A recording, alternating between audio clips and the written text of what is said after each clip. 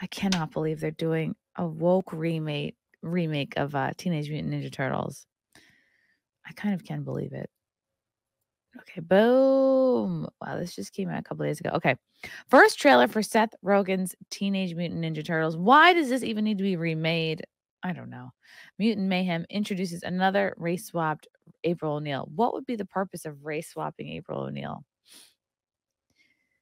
It seems that that a new racial status quo has been put in place on the ooze-covered streets of Manhattan, as for the second time, as in many reboots, the upcoming Teenage Mutant Ninja Turtles Mutant Mayhem animated film will feature another race-swapped version of the Turtles' most trusted ally, April O'Neil. Ooh, it comes out in August. Oh, anti-white activist Seth Rogen brags about telling people to go F themselves as he calls critics of Santa Inc. white supremacists. Okay, and now he's doing it. I guess he's leaning in with this film. Oh, it's out already. What do I know? Released on March 6th, the first trailer for Seth Rogen's take on the ever butt-kicking heroes opens with a short montage of various New York locales, including the Upper New York Bay skyline, the Manhattan Bridge, and an unspecified street view before cutting to a still shot of a generic city manhole cover. Amidst these establishing shots, a text crawl informs the audience that the film from permanent teenager Seth Rogen will see a new generation of heroes will rise straight from the sewer. Ooh. I'm going to scroll to like the part where they have April come out. Are you guys at all interested in seeing this? Why do we need more? Like, what was wrong with the existing one? Okay, so this is kind of like a kookier.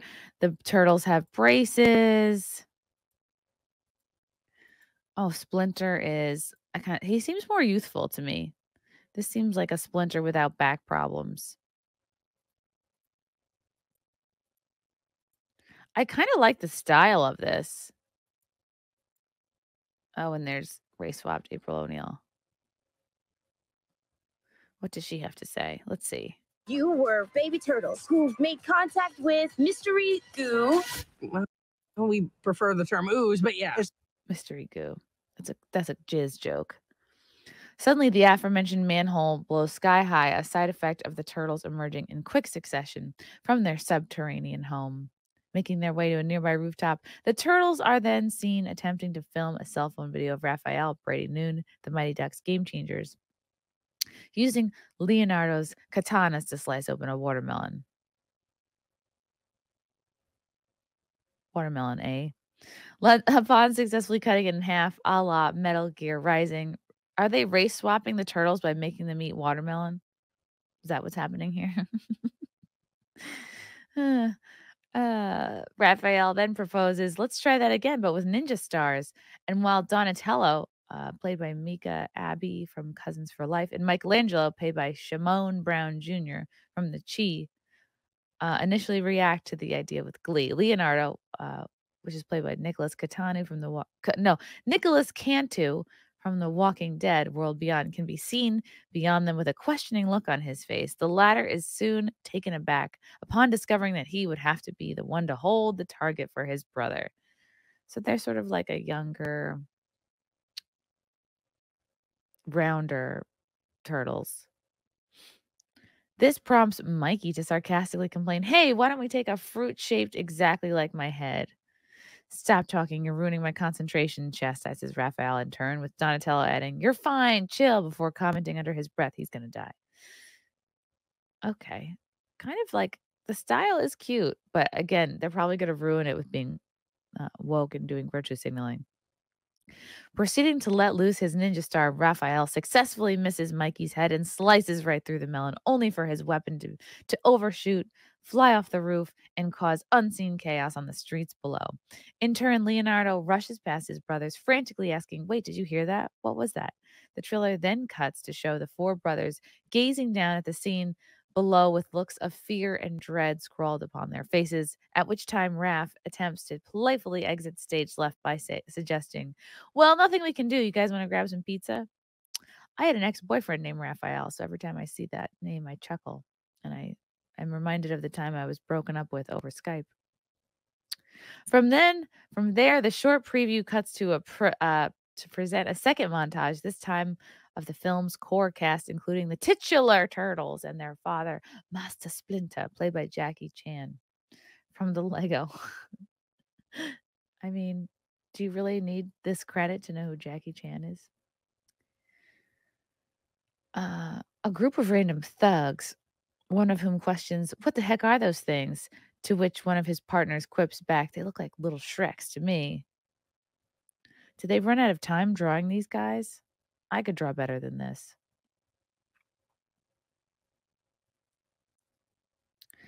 The towering Bebop, played by Seth Rogen, and Rocksteady, played by John Cena, both of whom are shown grooving to tunes on their classic boombox. Aw, I liked these characters. And finally, a black-skinned, red-dreaded, and bespeckled April O'Neil, played by Ayo Adibri. Dun dun dun. Wow. Black chicks with red hair are really becoming popular, and I'm gonna say it makes me feel uncomfortable. I feel like my people are being uh,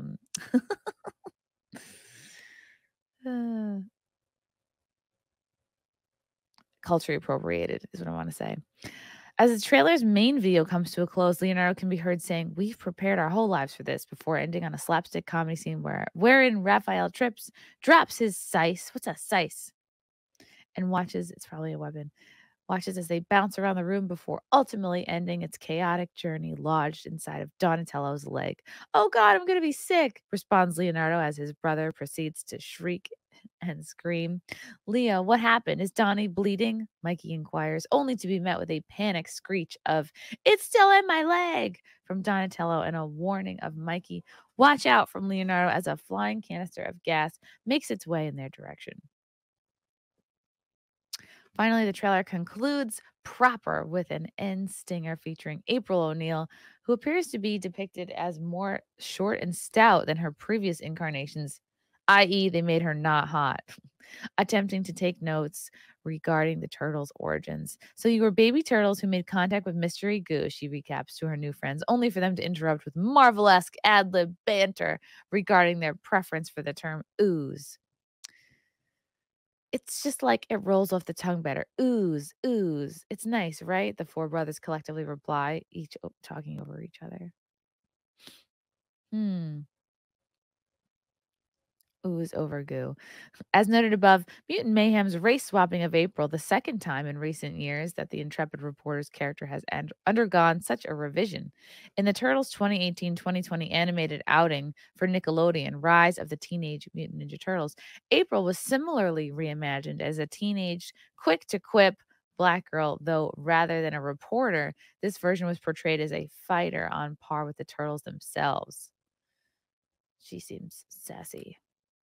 Notably, though, many defenders of April's race swapping in both Rise and Mutant Mayhems have long attempted to claim that she was initially depicted as black in Kevin Eastman and Peter Laird's original Teenage Mutant Ninja Turtles comic book series. This is nothing more than a misconception that has taken on a life of its own. Making her public debut in the second issue of the franchise's flagship title, April was originally depicted with straight hair and a fairly light complexion, especially compared to what of actual confirmed black character Dr. Baxter Stockman, who was depicted by Laird with an explicitly dark skin tone. Huh, interesting. Yeah, I wouldn't say, I guess you could go either way, but I don't know. She doesn't look black there to me. But what do I know? I'm not a nerd. Then, 2 issues later, April would undergo a slight makeover, suddenly deciding to get her hair permed, as was a widely popular fashion choice during the 80s. This change, combined with the black and white nature of the book's art, led many to misinterpret the turtle's longtime friend as a black woman. Oh, because she got the perm?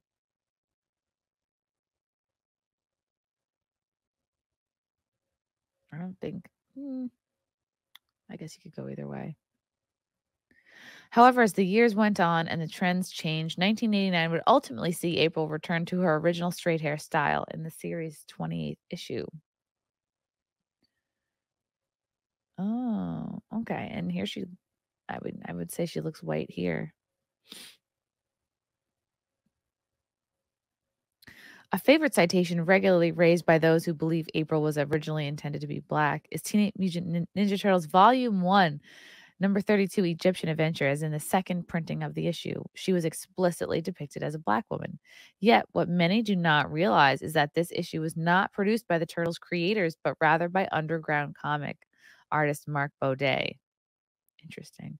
Produced during a period when Mirage was allowing other creators to play with Eastman and Laird's toys, the stories published as part of this idea are considered non canon.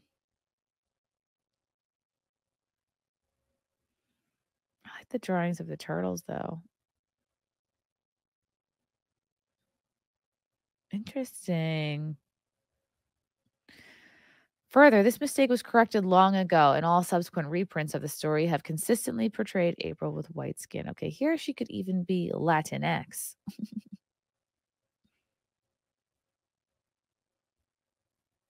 Yet, perhaps the strongest evidence against April being originally intended as a black character is that her creators have long and regularly denied that she was conceived as such.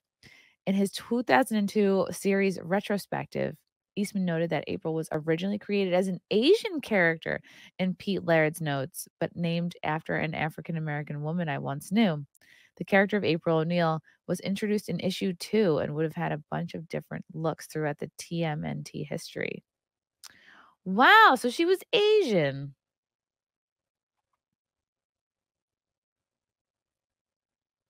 Asked by a fan for clarification on the subject in 2009, Laird would speculate that the answer of April's race depends on which co creator of the TMNT you ask. If you ask me, I always saw April O'Neil as white, he said. If you ask Kevin, I suspect he would say, as he has in a number of interviews, that she was of mixed race, much like his former girlfriend and then wife, April. Oh, okay. So you want to kind of like make it after your wife. That's cute.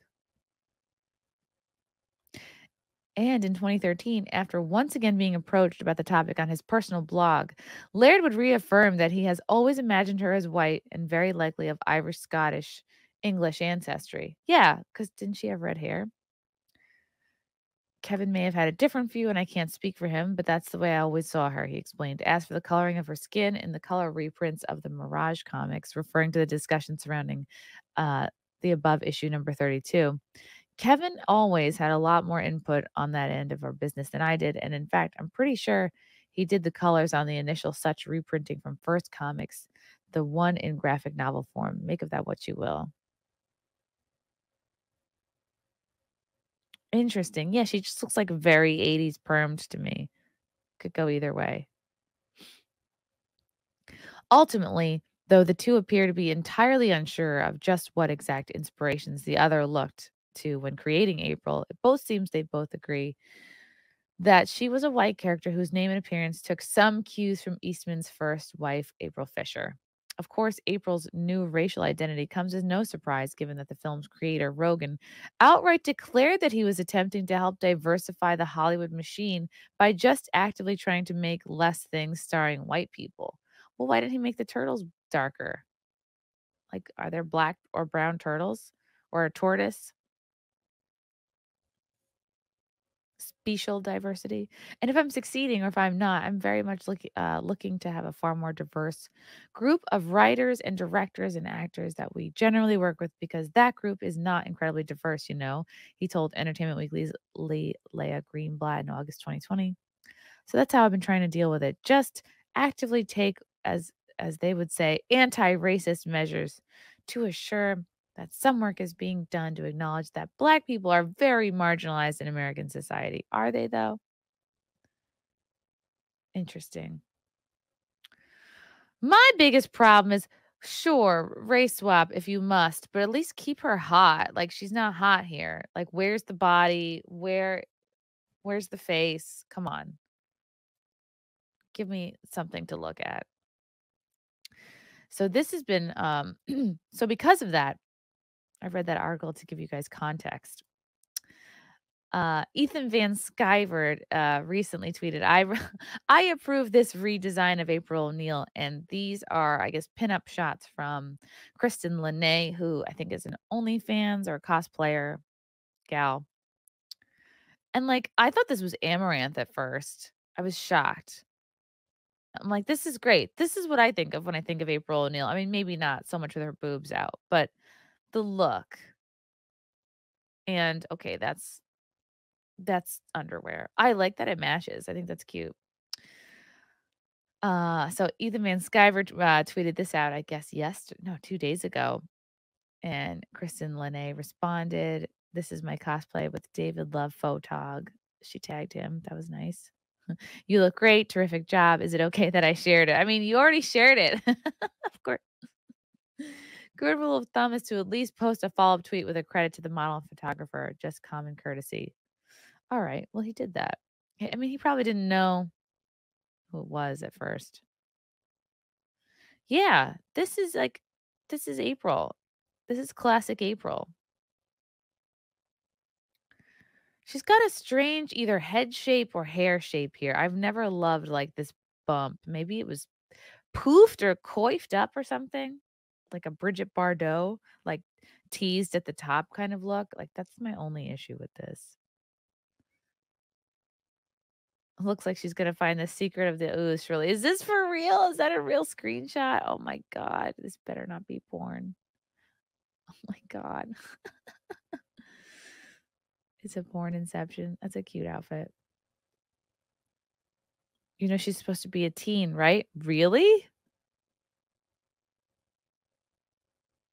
Okay, Ethan says no. This version is 28 years old. I wonder if yeah. I was just gonna say, was she trying to do this? Of course. Like, how do you not? That's got to be on purpose. Go to horny jail bunk. I love that gif. I think that's really funny. And then so Kristen responds, "My April photo shoot is suddenly being posted all over Twitter, uncredited. I'm thinking about bringing her back and shooting new stuff. Go for it." Oh my God. And it's trending today. Unpopular opinion. Uncredited is better for you because with stating that people would be less inclined to check you out. If they don't know, then they will be trying to make more traffic around your name. Yeah, it usually bums me a bit overall, but I can't complain about free promotion. And luckily, at least one person knows and will tag me in the replies for others to see. Ethan, sorry about not crediting you, but terrific job. And I hope you get a lot of new fans. Thanks for being cool about it. Aw, that's cute. It's just part of this larger trend that Hollywood seems to be doing is by taking out all femininity, all any kind of sexuality out of a female character. I mean, look what they're doing to Nebula. Is that her name from Guardians of the Galaxy? Completely like widened out her waist and made her look like a freaking refrigerator. I think they're trying to like trans her, I guess. I guess that's the theory. Because she's part robot anyway to begin with. The transhumanist agenda. But yeah, congrats to Kristen Lene. Cosplayers are always going to be beloved. What do you guys think? Do you care about the race swapping? Okay, if you're going to race swap, at least keep her good looking. Is that so much to ask? But I don't believe like what's the point in race swapping other than literally just Seth Rogen getting attention for race swapping? It's a virtue signal. He's like, "Look at me. I need to stay relevant in Hollywood because I did the race swapping." Oh, I forgot to read the comments. Let me go back to this bounding into comics article. I wish they would go all the way and let some other animals, dolphins, emus, porcupines, etc., play the turtles just so we get some animal diversity. It's funny. Of course they did. People need to keep permanent teenager Seth Rogen away from these properties. Peter Pan works because he's an eternal boy, not an aging hipster who still pretends to be a child. It's a subtle difference, but I don't think Seth Rogen can get it. The live adaptation to TMNT from the early 90s was good enough for me. Any further delineation from the original is null and void in my mind. At this point, this is more expected than surprising. True. Wow, I see his name, I tune out. Honestly, same. My question is, when did Mikey get braces? Did Splinter used to be an orthodontist before he was turned into a rat? Aren't they supposed to be secretive ninjas hiding from the outside world? Do they hire people who care about logistical inconsistencies in Hollywood anymore? I mean, it probably has zero bearing in the story that they're trying to tell, but it totally breaks their world. Yeah, the turtles are not getting braces. That means he has to go for monthly monthly appointments. I had braces in college, by the way, which is the worst time to have braces. Once upon a time, Adam Sandler cranked out a whole lot of movies, which were thinly veiled excuses for he and his friends to hang out, be silly, and enjoy luxurious surroundings. Now, Seth Rogen joins the modern version, crank out an endless parade of movies as thinly veiled excuses to pander to people who aren't interested on behalf of people who don't need the help of white leftists. Yes, Eric Travis. I mean, wouldn't that be so condescending? I just think it's kind of insulting. Watch the trailer. Yikes, it's pretty obvious who their target audience is, but wow, that was bad. As a longtime TMNT fan, I have absolutely no desire to watch this. The voice acting is bad, the dialogue is mind-numbingly stupid, and the art and color palette makes my brain hurt. I don't know what kind of art style they're going for. I thought it was claymation at a glance, which would have been more impressive if they did that. That could have been cool, yeah. They should have stayed a robot chicken scene. This should have stayed a rejected robot chicken scene. I expect this to be just as good as that Santa show that he and Sarah Silverman vomited out. Seth Rogen is good at giving us things that belong in the sewer because they've been flushed away. Oh, snap. Yeah. The race swap was enough, but giving her the proportions of Danny DeVito is downright insulting. It is, ma'am. I agree. Just come on. Why take away her hotness? They attack children and culture because they are cowards. It's very condescending to listen to white leftists tell others how pathetic I am without them putting up guardrails for me. Yeah. It's really unnecessary. They should just focus on doing good work. But they're very out of touch with the average person. I think that's why they're really obsessing about race and sexuality. I think overall, like, leftists are pretty out of touch. Hot take.